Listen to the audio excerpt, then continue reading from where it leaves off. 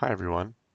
Today I'm going to be teaching you about hotkeys in Maya that everyone should know. So I'm going to start with creating a cube on my grid. Now to select this cube, I'm going to press Q to go into my select tool and select my cube. Now I'm going to press the W key to go into the move tool to change where I want my cube on my grid. And I don't really like the angle of my cube, so I'm going to go into the rotate tool by pressing E and just change the rotation. And now I want it to be a little bigger, so I'm going to press R to go into my scale tool and scale it up a bit.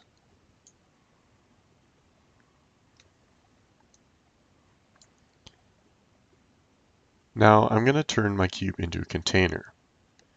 So to go in the Faces menu, you can press F11 or right click and go into Faces. Now select your top face, go into your Polygons menu, up to Edit Mesh, Faces, Extrude. Now scale this in a bit and press the G button to quickly go back to your last used tool, which is Extrude. Now move this down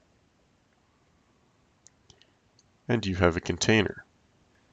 To quickly get out of the face selection, either click F8 to go back into object mode, or you can just right click and go object mode.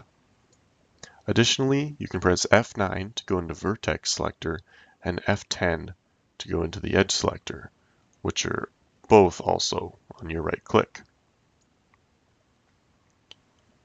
So in object mode, I'm going to click on my box and hit Command D to duplicate it. Now I'm going to hit W and move the duplicated box beside it. Now I'm going to shift click my other box and hit Command G to group these boxes. So I only want to focus on one of my boxes for now. So I'm going to press Q to select one of my boxes and press F to focus on this box, and it'll zoom in right onto your box for you. So now for the number keys.